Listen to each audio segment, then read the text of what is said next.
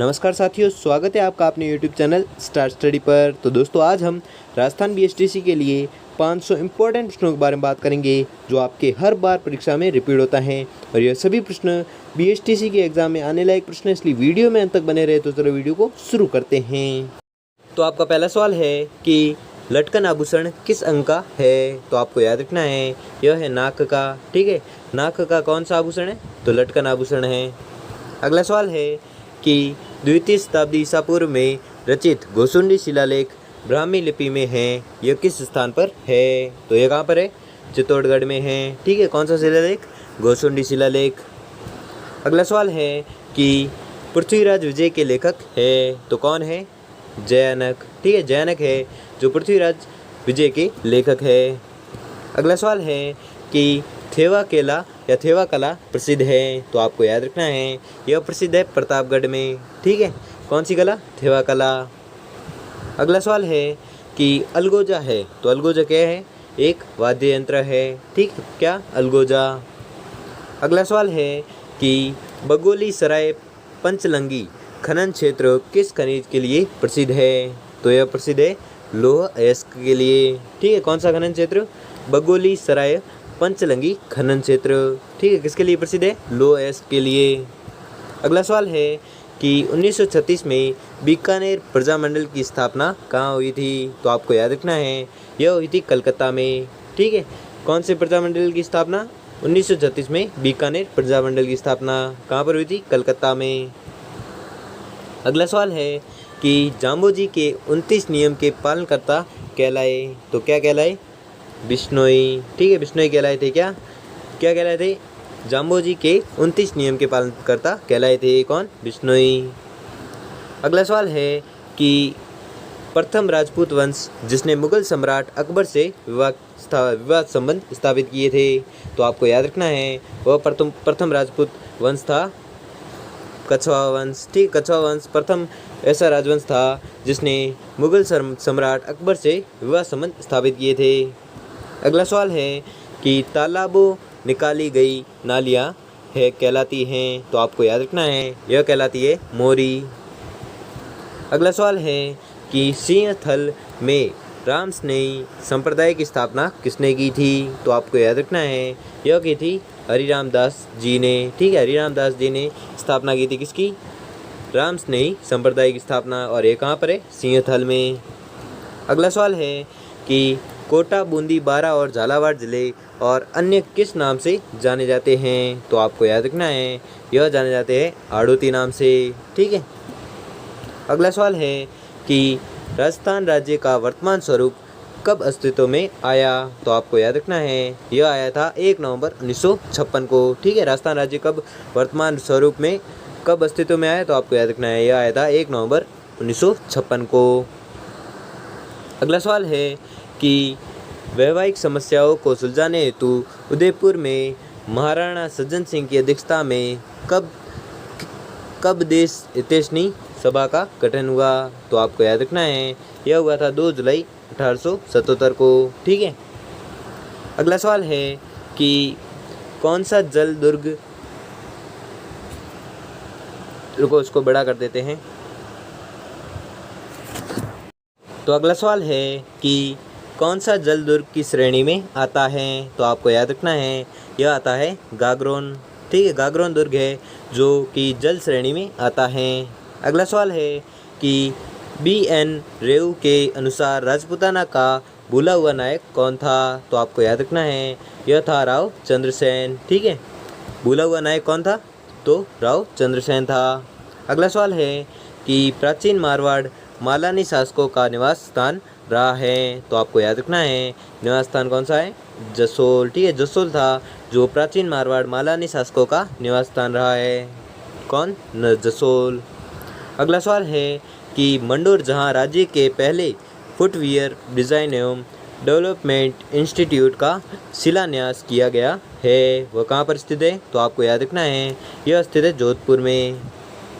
अगला सवाल है कि महाराणा प्रताप का अंतिम समय कहाँ बीता? तो आपको याद रखना है, यह बीता था चावंड में।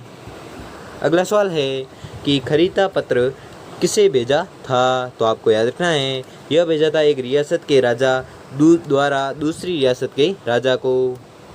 अगला सवाल है कि स्वाई जयसिंह ने कितने स्थानों पर वेधशालाओं का निर्माण करवाया था, तो आपको याद रखना है यह करवाया था 5 स्थानों में। ठीक है। अगला सवाल है कि राज प्रशस्ति किस स्थान पर अवस्थित है, तो आपको याद रखना है यह अवस्थित है राजसमंद झील की पाल पर।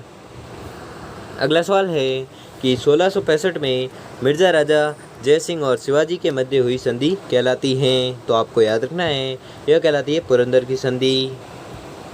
अगला सवाल है कि कूचामणि ख्याल के प्रवर्तक है, तो आपको याद रखना है यह प्रवर्तक है लच्छीराम। अगला सवाल है कि बनी ठनी संबंधित है, तो आपको याद रखना है यह संबंधित है किशनगढ़ शैली से। ठीक है। क्या संबंधित है? बनी ठनी। अगला सवाल है कि राज परिवार के बच्चों को स्तनपान कराने वाली औरतों को कहा जाता है, तो आपको याद रखना है यह कहा जाता है दाई। अगला सवाल है कि शेखावाटी क्षेत्र में गीदड़ नृत्य किस त्यौहार के अवसर पर होता है, तो आपको याद रखना है यह होता है होली के त्यौहार पर। ठीक है। कौन सा नृत्य? गीदड़ नृत्य। अगला सवाल है कि राजस्थान उच्च न्यायालय में न्यायमूर्ति की नियुक्ति कौन करता है, तो आपको याद रखना है यह करता है राष्ट्रपति। अगला सवाल है कि राजस्थान विधानसभा की प्रथम महिला अध्यक्ष कौन थी, तो आपको याद रखना है यह थी सुमित्रा सिंह। ठीक है। सुमित्रा सिंह थी जो राजस्थान विधानसभा की प्रथम महिला अध्यक्ष थी। कौन? सुमित्रा सिंह।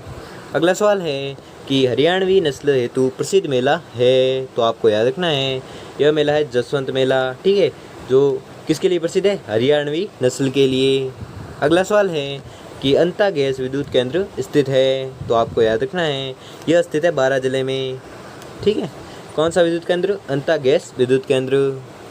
अगला सवाल है कि सुनहरी कोठी किस जिले में स्थित है, तो आपको याद रखना है यह स्थित है टोंक जिले में। ठीक है। कौन सी कोठी? सुनहरी कोठी। अगला सवाल है कि मगरा चक्रीत अथवा बीकानेरी चोकला कहलाने वाली किसकी नस्ल है, तो आपको याद रखना है यह नस्ल है भेड़ की। अगला सवाल है कि एक ही आंदोलन का नेतृत्व किसने किया था, तो आपको याद रखना है यह किया था मोतीलाल तेजावत ने। ठीक है। मोतीलाल तेजावत ने एक ही आंदोलन का नेतृत्व किया था। अगला सवाल है कि यूनेस्को ने 2013 में राजस्थान के कितने दुर्गों को विश्व विरासत की सूची में शामिल किया, तो आपको याद रखना है राजस्थान के दुर्ग थे उसमें 6 दुर्ग जिसको यूनेस्को ने विश्व विरासत की श्रेणी में शामिल किया। अगला सवाल है कि जंतर मंतर जयपुर को यूनेस्को ने किस वर्ष विश्व विरासत सूची में शामिल किया, तो आपको याद रखना है यह शामिल किया था 2010 को। ठीक है।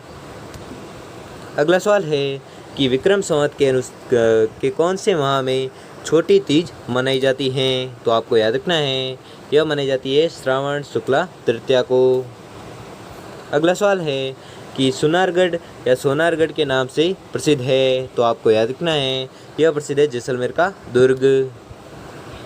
अगला सवाल है कि भक्त शिरोमणि मीरा ने अपना अंतिम समय कहाँ बिताया था। ठीक है। तो भक्त शिरोमणि मीरा ने अपना अंतिम समय कहाँ बिताया था, तो आपको याद रखना है यह बिताया था द्वारिका में। ठीक है। किसने बिताया था? तो मीरा ने अंतिम समय बिताया था कहाँ पर? द्वारिका में।